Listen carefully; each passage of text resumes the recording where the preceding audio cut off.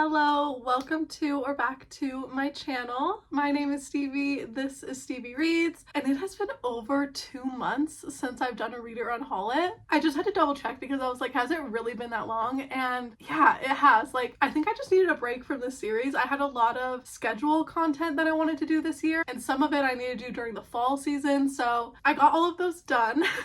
And this also just felt like the perfect time because this is episode 13, and I just barely read my 113th book of the year, which was The Hunger Games by Suzanne Collins. Obviously, it was 5 stars and I just loved that book. I loved rereading it. So it was a lot of fun, but now I just want to read something off my shelves, but I don't know what I'm in the mood for. And the numerology of it was cool too. Like, read my 113th book. And we're jumping into episode 13 of Read or Unhaul It. I also don't have a game plan for genres. I think I'm just gonna blind pull at least the first one, and then maybe that'll set the tone. But anyway, I always say there's not really a need for intro on these videos because we just need to pull a damn book. But okay, let's see.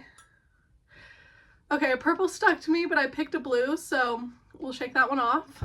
Light blue I'm always petrified of though, because this is either a classic or a historical fiction, which are my two least read genres. The Alice Network, I actually unhauled this book. This was a historical fiction. It was set in World War II, which is why I unhauled it. I had to double check and look at my shelf though, just in case, because I owned this for a really long time, but I think it was 2 unhauls ago where I got rid of it, so this one doesn't count. I already unhauled. I should have kept that purple out because an adult fantasy sounds nice, but okay. Anyway. Holding a yellow and a purple. I just read a young adult.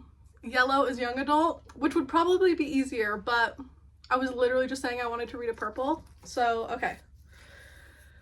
Don't be huge. An Education in Malice. I got up to grab it because I do still own it. I read this book already. I gave it a 3-star. It's by S.T. Gibson, who wrote A Dowry of Blood, which is one of my favorite books of all time, I think, but that made me put a lot of pressure on this one, and I liked it. It was fine enough, but it was just a 3-star, so at least I still own this one, but I've already read it. And that yellow is still sitting on top, but we're just gonna pull again. Hopefully 3rd time's the charm. Like, please be something I at least own and haven't read. Okay, we picked a red. Mystery, thriller, or horror, which we're in November, so a spooky read kind of sounds nice. These Violent Delights. Ooh, okay, this is a big book, so that's intimidating, but I've wanted to read this for a lot of years, so I'm excited. Okay, These Violent Delights by Micah Niemberever? Nemerever. It says it's a Hitchcockian tale of 2 college students, both with troubled pasts, whose escalating obsession with each other will radically alter the course of their lives. Okay, so they're obsessed, but I don't think it's gonna be a love story because it's on my thriller shelf, like, and the whole cover and vibe. I think it's gonna get dark, but when Paul enters university in the early 1970s Pittsburgh, it's with the hope of moving past the recent death of his father. He feels isolated and alone, and then he meets the worldly Julian in his freshman ethics class. Paul is immediately drawn to his classmates' effortless charm. I recently just watched Saltburn for the first time, and that reminds me a lot of that, although I don't want to spoil the plot of Saltburn, but same premise, you know, they go to college and kind of just become obsessed with each other, and it's a sad boy and like a very charismatic, popular boy. Paul will stop at nothing to prove himself worthy of their friendship because with Julian, life is more invigorating than Paul could have ever imagined.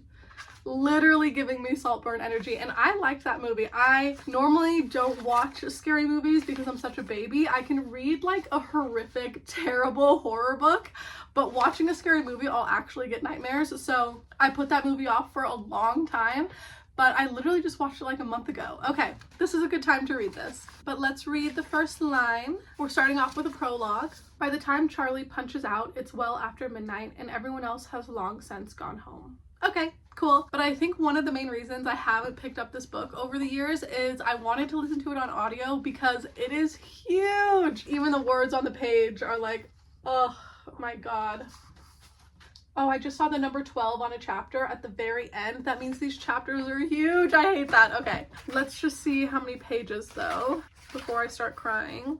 462. Wow, 462. I'm intimidated officially, but I'm gonna get this started today. It is Friday morning, so I will have a lot of time to physically read over the weekend. Maybe I can knock this book out in the whole weekend if it like locks me in and intrigues me. But book number 1, we are starting off with These Violent Delights. Okay, hopefully this looks a little better. I was looking at the footage from yesterday's intro and it was so like greasy. I think it was probably because my phone camera was greasy, so sorry about that, but I literally can't refilm it because I picked the books out of the jar and everything, so hopefully that wasn't too bad. But hello, anyway, it is Saturday afternoon. It's just barely 2 o'clock and I am over halfway through These Violent Delights. I really didn't think I was gonna be reading it this quick, but I started it yesterday. I think I got a little bit over 100 pages before I went to bed, and then now I am up to page 244, chapter 4, but we always start back at chapter 1 in a new part, so I'm in part 3, chapter 4, not like there's only been 3 chapters so far, but anyway. This book is so intriguing and I'm loving the writing style. I even looked up if this author has put out any other books because I was gonna add them to my want to read. Like, I'm loving how this story is being told. The writing is 10 out of 10. If I was annotating, I know it would be marked up. I've even like taken pictures of a couple of pages because I want to remember the quotes for like when I write my review and everything. But these boys are 16. We're following Paul and Julian, but we are just in Paul's POV. His father has recently passed away, so he's still grieving, and we know from the beginning that it was, I don't want to say the S word, but he took his own life.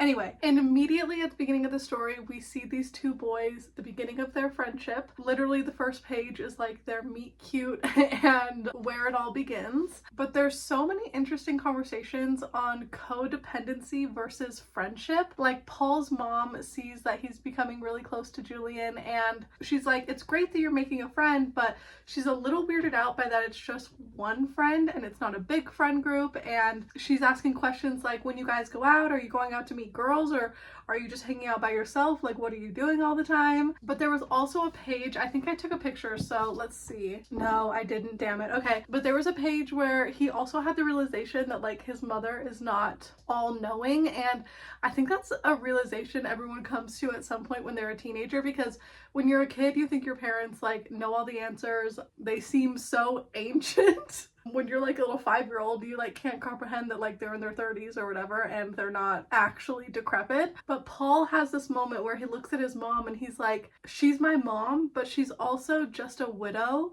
And she was just a little bit older than I am now when she met her person who she was with for 20 years who ended up taking his own life. Like, everyone is just trying to do their best and even your parents don't know everything. So yeah, I'm liking those conversations, but the families are just the side characters. Even Paul has gone to stay with Julian, so he got to meet his whole family, and every other character is just background noise because Paul and Julian are just so in sync. They literally can never spend time apart. They're growing up and starting to think about futures and careers, and the idea of not being around each other all day every day is like already starting to affect them and like already starting to change their relationship. So it's so interesting. There's also like the kind of academic setting. Like, I don't know why it's giving me slight Secret History vibes, and that might just be the writing style because it's very, very poetic. And yeah, clearly I just have a lot to say, and I've been reading it like over 24 hours straight since I pulled it yesterday, and it was a Friday, so I got to come home early, and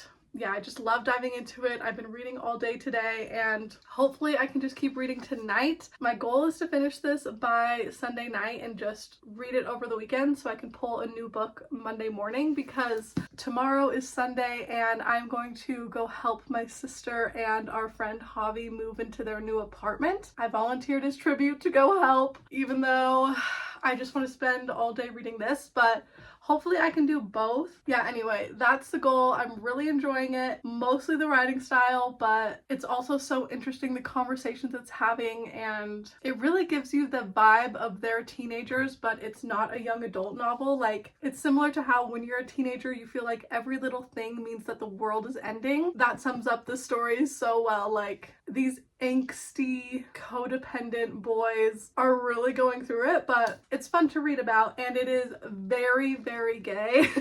I know earlier I said it wasn't a romance, and it's definitely not a romantic, hopeful, happy story, but it is gay, so do with that what you will.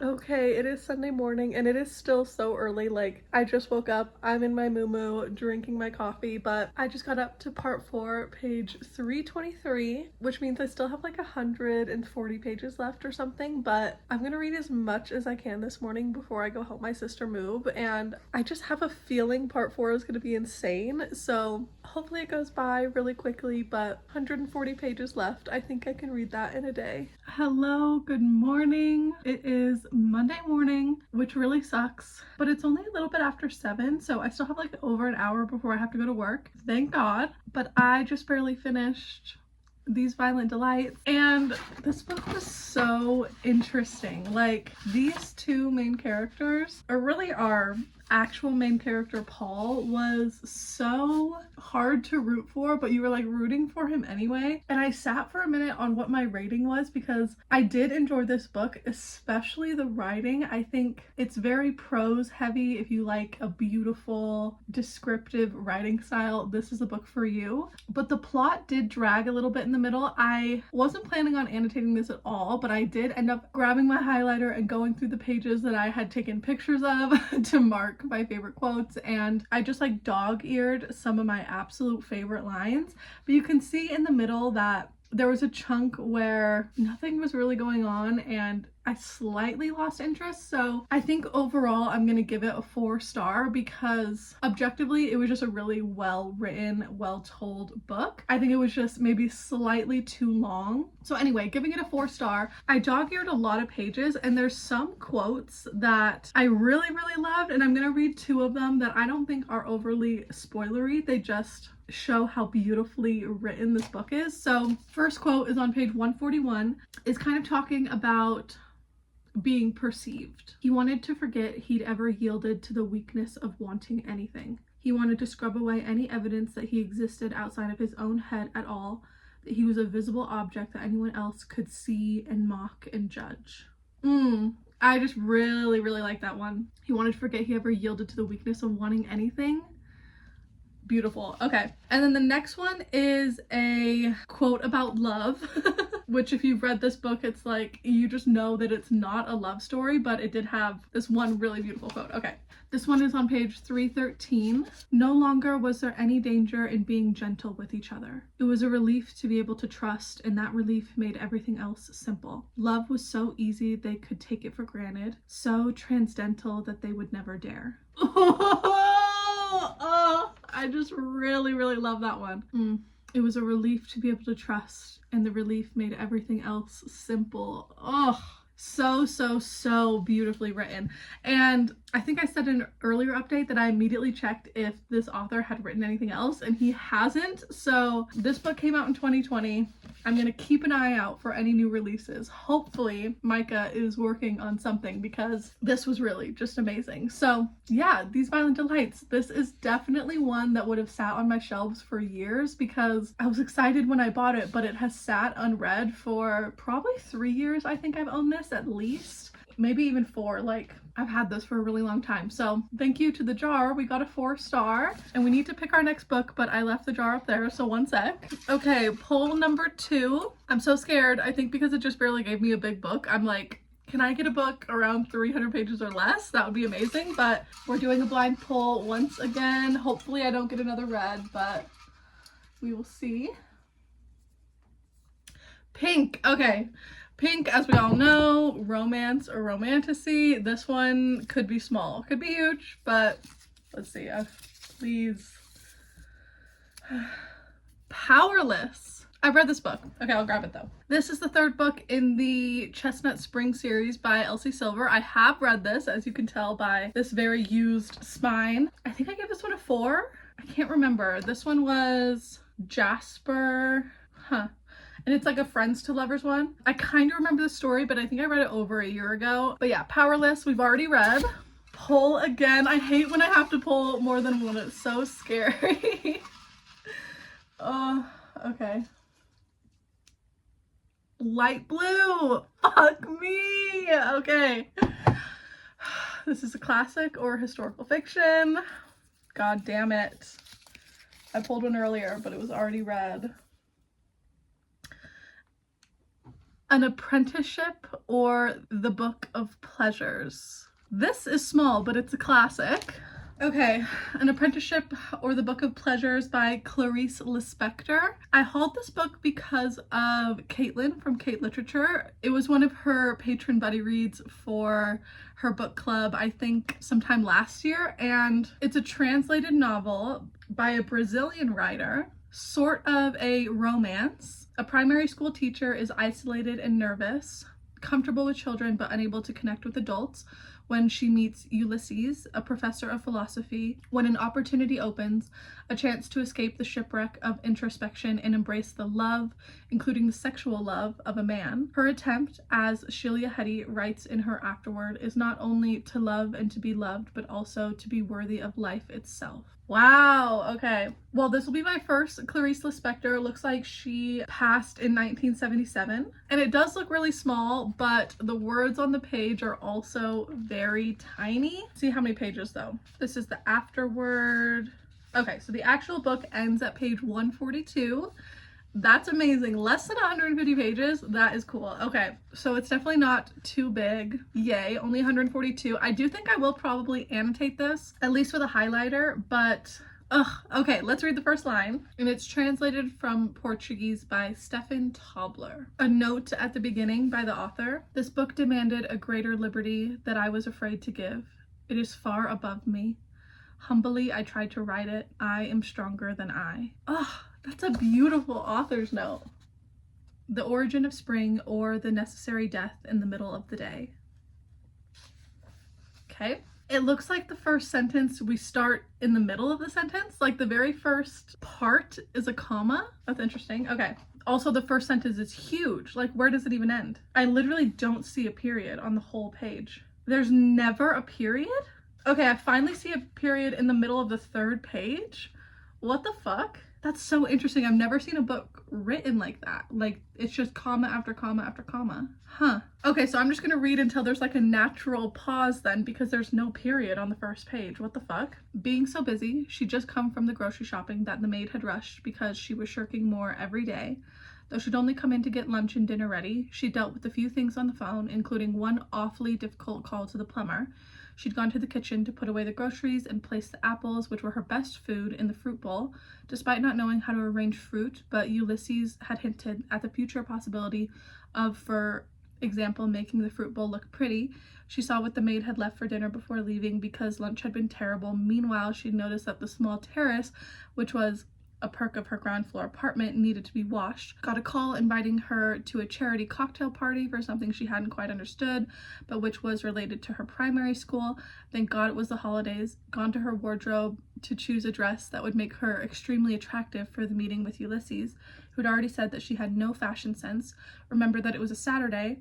He'd have more time because he wasn't teaching at the university summer school on Saturdays. Thought about what he was becoming for her, about what he seemed to want her to know. Suppose that he was just wanting her to live without pain. He'd once said that he wanted, when someone asked her name, for her not to say Lori, but to be able to reply, "My name is I," since your name, he said, is an I.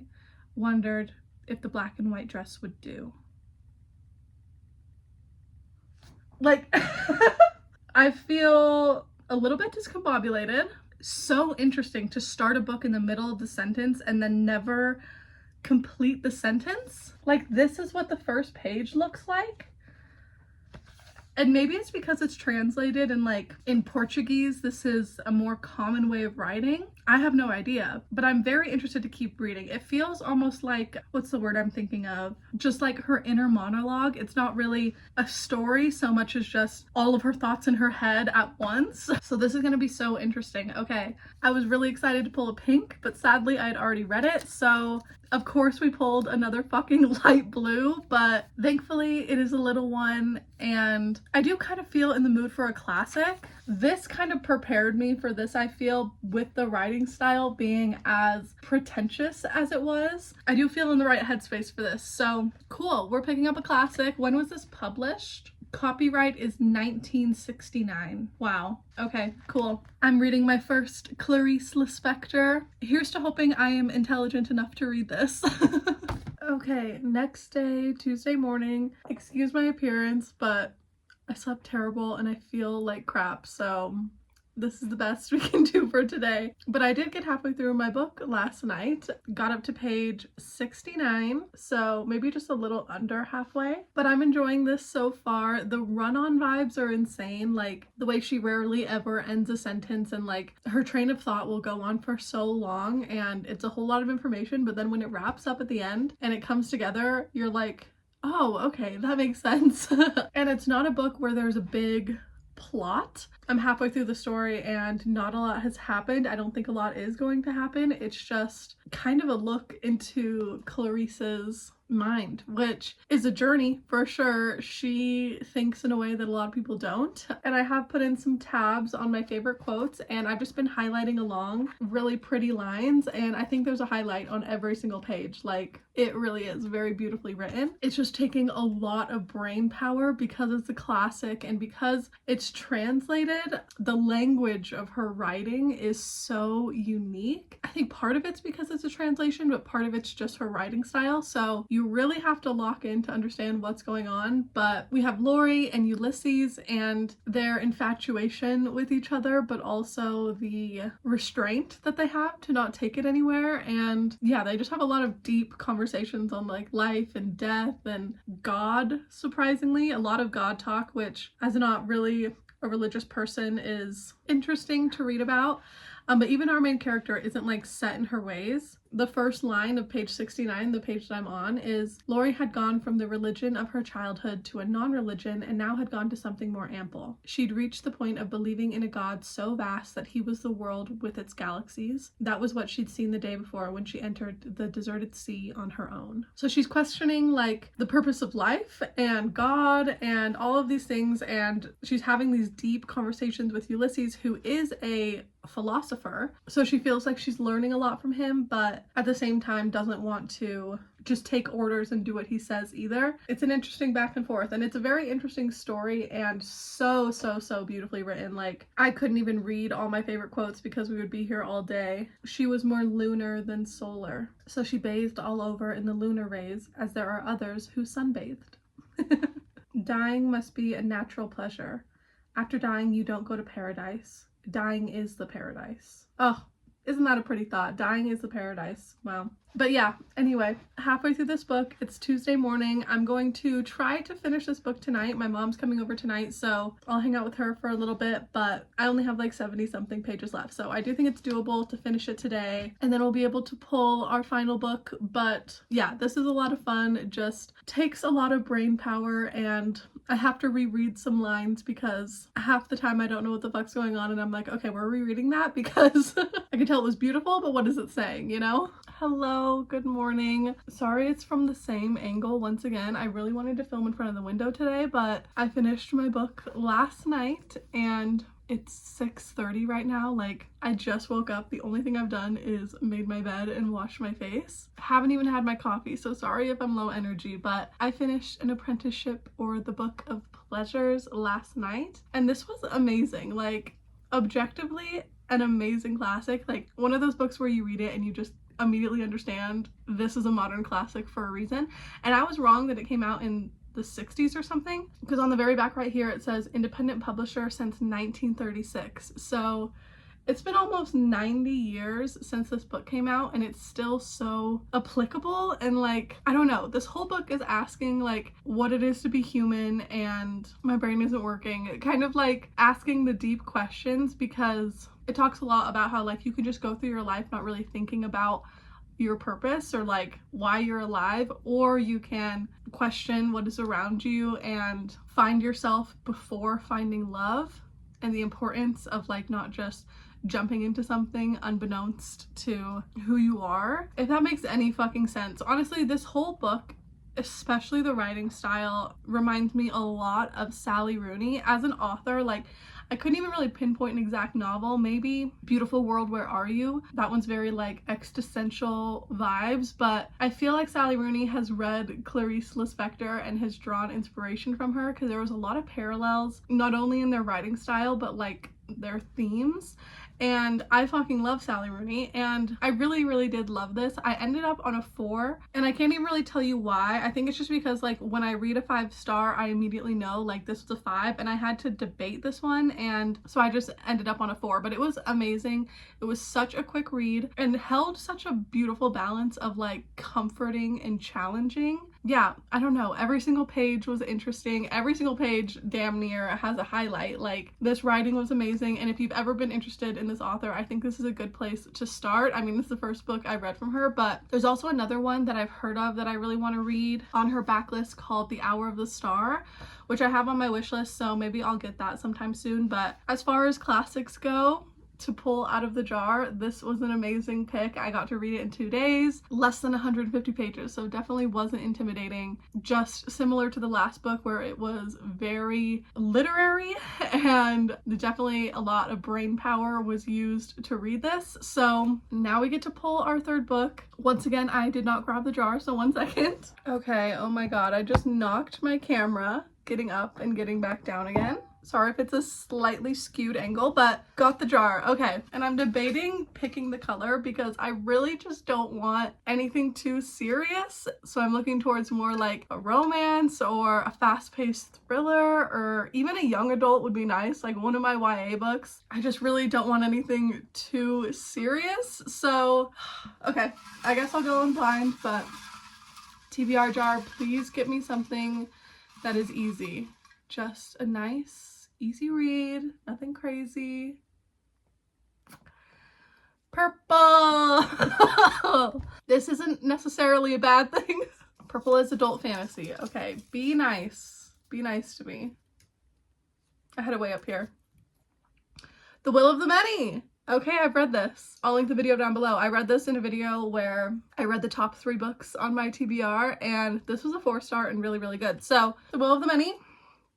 Honestly happy that I didn't actually pull purple. I was scared. Purple, they're just all fucking huge. All of my adult fantasy books are like over 500 pages. So, okay, we're pulling another. Salmon. This is an adult contemporary literary fiction, which these books are always serious, but not always. I mean, there's some on that shelf that are not. Another huge title. Everyone in this room will someday be dead. Okay, I have not read this. Okay, Everyone in This Room Will Someday Be Dead by Emily Austen. My copy is very skewed. I don't know why. Maybe in transit it got smushed, but I feel like this is an old booktube classic. I don't really hear people talking about this recently, but I liked the vibe of the cover, the fact that there's a bunny, so cute, and just the title is very intriguing. The very first line of the synopsis too. Glinda can't stop thinking about death. Desperate for relief from her anxious mind, she responds to a flyer for free therapy at a local Catholic church.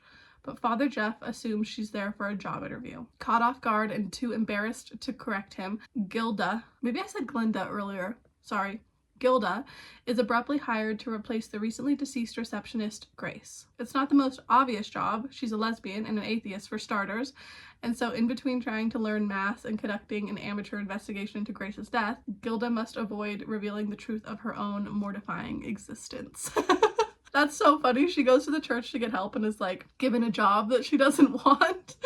And she's also an atheist and a lesbian, but now she's a receptionist at this church.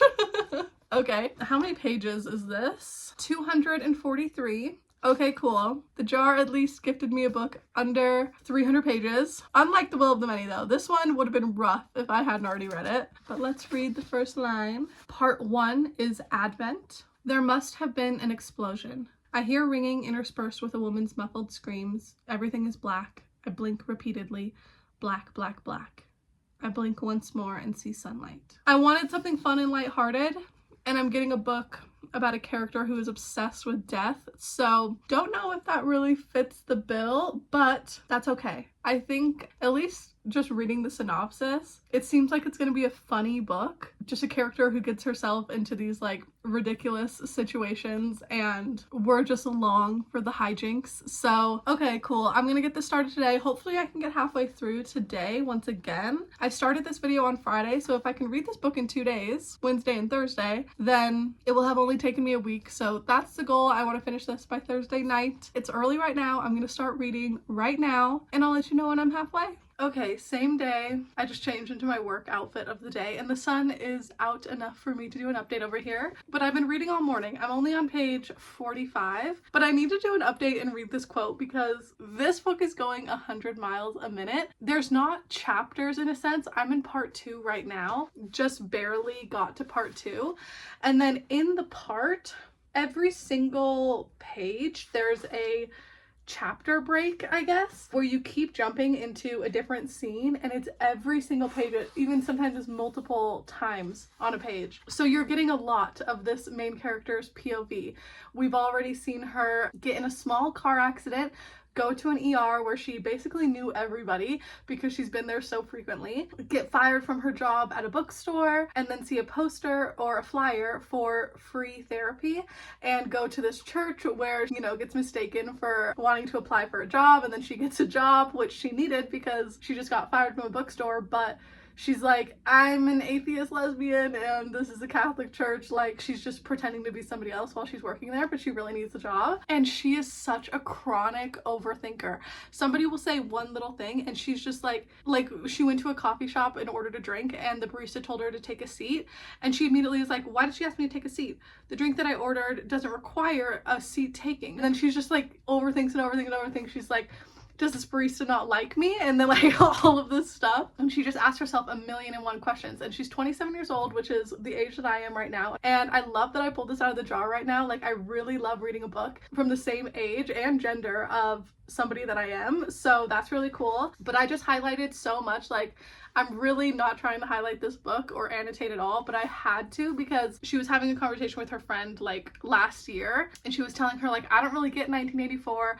I don't like poetry. Like, I don't think I should be working at this bookstore. And her friend told her, you have imposter syndrome. And she was like, I told her that I'm not really sure that's a real syndrome. And I said, I wonder if everyone's an imposter. What if beneath every lawyer's suit and every stay-at-home parent's apron, everyone is just a baby who doesn't know what they're doing? I wonder if anyone really identifies as the adult they've morphed into. I remember being 16 and feeling 11. I remember thinking, how could I be a teenager? I remember finishing high school and thinking, am I grown now? Is this what it feels like? I feel the same as I did before. I think I am an imposter. 27 years ago, I was a baby. Before that, I was a clump of cells. Before that, I didn't even exist. How could I be a bookstore clerk, or a Catholic, or a woman, or a person at all? I'm a life force contained in the deformed body of a baby. Of course I am a fraud. The fact that I'm able to carry myself through life without being crushed beneath the psychological weight of being alive proves that I am a con artist. Aren't we all con artists? Like, that is what I'm saying, is she will just like go down this rabbit hole and then immediately go into something else. Then she's like, I'm lying to a priest and to this church about who I am, but that's okay. I'm working here and pretending to be someone I am not because that is what I would have to do anywhere. I inhale. I have to make money to pay my rent and to buy food and sustain my existence because that is the purpose of my life. I'm loving this. This character is chaotic to say the least, but being in her head is so fucking interesting. And the way that there's no actual chapters and it's just parts, but within the parts it breaks down so much, just means you are constantly in a new scene and it's constantly entertaining. Like, I really don't even want to put it down, and I have to leave my house in like 30 minutes, so I do get some more reading time right now, but like, what the fuck am I even reading? If you have anxiety, this might be a little triggering because of how much she goes into death, like over and over and over again. She's like, you could be killed so easily. I'm so fragile that I could be walking down the damn street and a bug could jump on me and bite me, and if it's poisonous I could just die. Like, humans are fragile as fuck, and she really thinks about that a lot, and she obviously has a lot of anxiety and is just not going through the easiest path of life right now. But it is damn entertaining, and normally I do a halfway point update, but I just had to read out that quote because This is just like exactly what I think I was in the mood for. And if I had it my way, I would not have picked it off of my shelves. So this is why I love doing these read it run haul its. All 3 of the books in the video, like I bought them because I was excited to read them, and then they've just sat here. So like sometimes I just need a jar to bully me to read a book, but when it's worth it, I just really love it. I'm too lazy to grab my tripod again. I literally have my purse on my bag because I need to leave the house right now. And I found another quote that I'm obsessed with. It's on page 69. It's not anything spoilery. She's literally just thinking about life so deeply, and I love it. Okay. If you don't care about this quote, I feel like I've read so many quotes in this video, so skip ahead if you don't care. This whole clip is gonna be this quote. Sometimes I fixate on how disgusting humans are. I think about how we do things like litter and invent nuclear bombs. I think about racism, war, rape, child abuse, and climate change. I think about how gross people are. I think about public bathrooms, armpits, and about all of our dirty hands. I think about how infection and diseases are spread. I think about how every human has a butt and how disgusting that is. Other times I fixate on how endearing people are. We sleep on soft surfaces. We like to be cozy. When I see cats cuddled up on a pillow, I find it sweet. We are like that too. We like to eat cookies and smell flowers. We wear mittens and hats. We visit our families even when we're old. We like to pet dogs. We laugh. We make involuntary sounds when we find things funny. Laughing is adorable if you really think about it. We have hospitals. We invented buildings meant to help repair people. Doctors and nurses study for years to work there. They come here every day just to patch other people up. If we discovered some other animal who created infrastructure in the anticipation that their little animal peers might get hurt, we would all be absolutely moved and amazed. I am observing a nurse as if she is a deer in a meadow, a portion of wildlife in scrubs with latex gloves and sensible sneakers on her hooves. I watch her prepare a gurney as if I'm watching a bird build a nest. Are you sure you're okay? The man next to me asks again. I wipe my tears off my jaw. Yes, thank you, I'm fine. What? What the fuck? Oh, I'm really liking this. I can't stop reading it. I'm on page 69 and I am so pissed that I have to go to work right now, but this book is amazing. Okay, same day. It is 6:30 at night though, so it is pitch black outside, but I just got up to part 3 of this book. It's a little bit over halfway.